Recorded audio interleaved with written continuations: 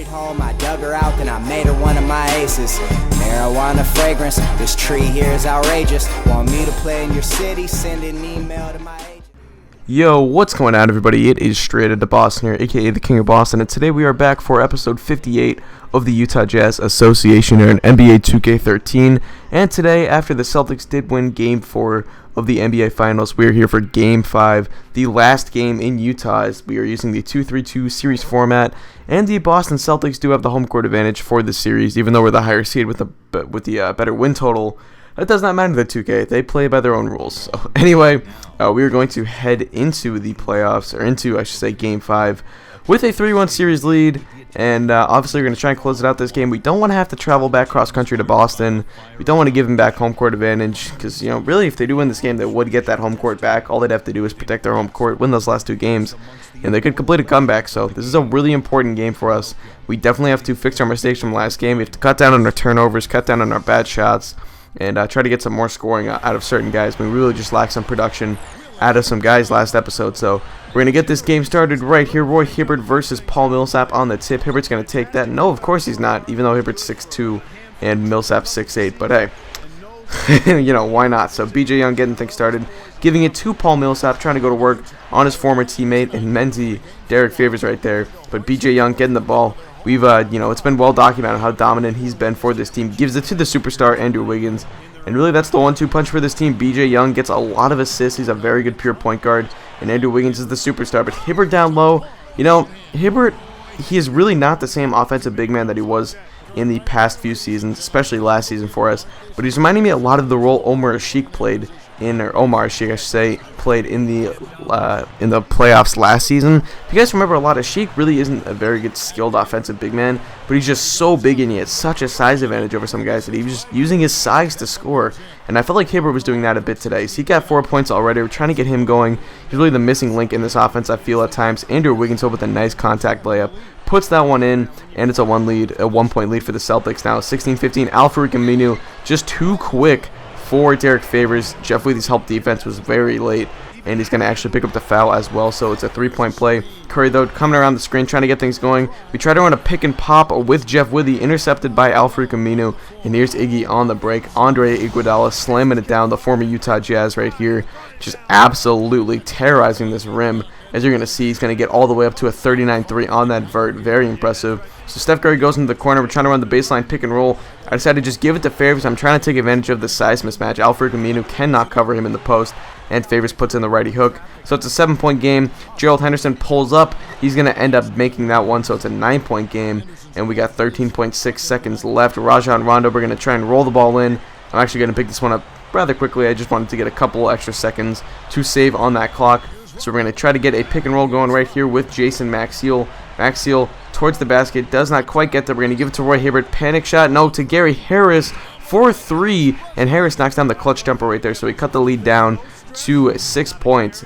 A lot different from a 9-point game heading into the second quarter. That was a very big shot by Gary Harris. Definitely our best shooter off of the second unit. So here we go, Jamal Crawford pick and roll with Jeff Withey, or pick and pop. He gets triple teamed, and Jeff Withey's wide open. Jeff Withey is money at that 18-footer. He's a very good defender, not a very good rebounder, but he's really good on that 18-footer, and he's really provided something to us that we didn't have last year, and that's an extra big who can make that mid-range shot. As Hibbert really has not been able to knock down that shot this year as he did last year, so yeah, Withey kind of makes up for that. But there we go, the offensive rebounds, and Andre Blatch putting that one in, so it's a 1-point game. Rondo with the ball. He's looking for Gary Harris coming around the screen. Harris catches it and shoots. The long two is up and good. And Gary Harris is feeling it early on. He's got 7 points already. It's a 1-point lead for the Jazz. Here comes Andre Iguodala trying to go to work on Steph Curry. Out to Al-Farouq Aminu. Back to Iguodala for the 18-footer, and Iguodala splashes that one home.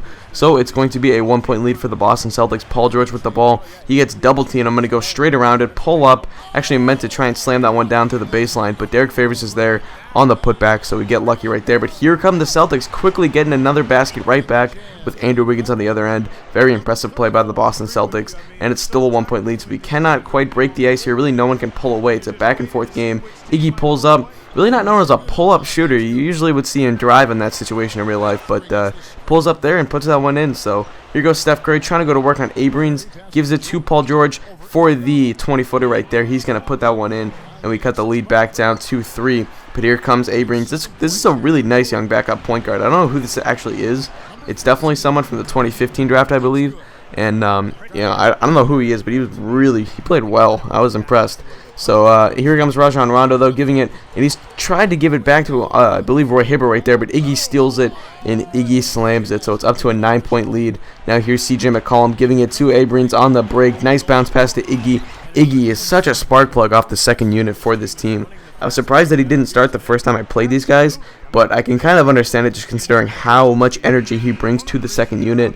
Just when he comes in the game, the energy, I mean, it's only a video game, but I mean, I'm serious, it's sometimes he just feels like he sucks the life out of our team sometimes, and he can go on these like one-man runs against the second unit, and it's very impressive what he does for this team, accepting that role. We give it to Steph Curry for the three-pointer right there, and Curry knocks that one home. Just his first three-pointer of the game. He only has 5 points, second field goal. We really need to get him going if we want to win this ball game. Nice bounce pass to BJ Young right there. No good, but Tristan Thompson there on the putback. So it's back up to a 13-point lead as the Celtics have started to pull away right here, as they really did at the end of that second quarter.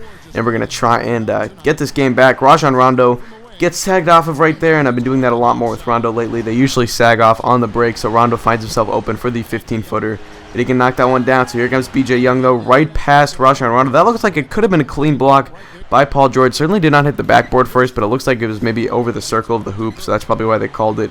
Curry catches it right here. He's going to end up taking the fading three. Now, I was starting to get desperate at this point. I needed to get Curry going. I needed to get some sort of offense. It really was just we were not able to stop them. As you can see, Archie Goodwin trying to be covered by Jamal Crawford. That's just too easy for Goodwin. He gets in the paint. And when you get a guy like that in the paint at that point, there's almost no stopping the team from scoring. So here we go. Steph Curry once again fading too. I mean, I know it's a little bit cheesy. I swear that's the only 2 times I did it. But anyway, he's got 12 points now. It's a 15-point lead, though. You see our defense has just been absolutely awful today. And look at Andre Iguodala. He's going to miss that floater, but our rebounding. Come on, guys. I mean, Al-Farouq Aminu getting offensive rebounds. That's not acceptable. It's an 18-point lead. We need some sort of shot to go in here. I'm starting to force up shots, as you're going to see. Anderson Terry takes an ill-advised shot, but he gets it to go. Really pressing on offense at this point. Like I said, I really want to win this game. I don't want to have to go back to Boston and lose that home court advantage. Abrams on the drive. Nice pass to Tristan Thompson on the pick and roll, and Thompson puts it in. So that's pretty much going to wrap up the third quarter. We're down 82-64. It's an 18-point deficit. Boston has absolutely pulled away from this one. This has just been a crazy game so far, and it's been surprising how much a team just gets blown out like this in their home floor. So you can see Steph Curry, really, I mean, when you get down like this, you always have a prayer when you have Steph Curry, because he can just put so many points up on you so quickly in so many different ways, especially from beyond the arc. So, we got to get some more points at the board, just reaching 75 at this point. We got the lead down to 9, a bit of a run here, but it's back up to 15. Stolen by Paul Millsap as we were trying to go to Hibbert down low, and Wiggins on the and one windmill slam. And it's going to be back up to an 18-point lead after the free throw. There's pretty much no hope from here. Paul George misses the 3. Favors is there, though. Favors trying to get something going. He's got 13 rebounds. Didn't have a huge offensive game like he did back a couple games ago, but we got to rely on him a little bit more too. Steph Curry, he's a little bit tired, but we got to go to him. He's going to knock down that mid-range right there. It's back down to 12. Maybe we got a bit of a prayer, but we just can't seem to close that gap. We can't get the defensive stops. We can't get the consistent scoring. Had to do a desperate Paul George 3 right there. You're going to see that our total three-pointers this game is going to be really inflated, because we're really chucking at the end of the game, trying to get back into it. Needed to get a lot of threes, and just did not work out. BJ Young, sick pass right there to Tristan Thompson, and Thompson's going to slam that one down. So it's going to be a 13-point victory for the Boston Celtics. 106-93 is your final score. Celtics take Game 5. We're going back to Boston for a Game 6. And this does not look good for the Utah Jazz. After going up 3-0 during the simulation, we've lost 2 in a row. And I really don't know what to say. I mean, we just got to come out and play better. We just got flat outplayed. There really isn't much more to it than that. I mean, this team, very talented team, the Boston Celtics. But, I'd say that we're much more talented. I'd say we're much better coached. I'd say we're much more disciplined. I'd say we're just a better team, and we should win these games. We got to take these games at home. We can't just rely on going back to Boston, even though we've already won there twice. So it's been an interesting series. Obviously, road teams have won 4 of the 5 games now, 4 of the 5 games, I believe. So really, really surprising series, and you're going to see here the player of the game is going to end up being, I believe that's Archie. No, it's BJ Young. Of course, it's BJ Young. He always gets player of the game against us. And you got like 2 blocks there. I mean, BJ Young is just so good. And he'd be a player I'd love to get on the team soon. But we do have a lot of money locked up in our point guards after just re-signing Steph Curry during the middle of the season. And Rajon Rondo's locked up on a 4-year deal. So, Young gets a very Rajon Rondo stat line: 6 points, 13 rebounds, 13 assists, 7 boards. Look at those team stats. So we just got flat outplayed. It was pathetic today. You can see those 29 threes. I'd say like 14 of those came in the fourth quarter. I was chucking at that point. Curry took 11. Like I said, probably 7 of those came in the fourth quarter. So anyway, that is pretty much going to wrap up this video. You can take a look at the player stats on your way out. You can see the Celtics right here. Thank you guys for watching. Hope you did enjoy. This is out. Peace.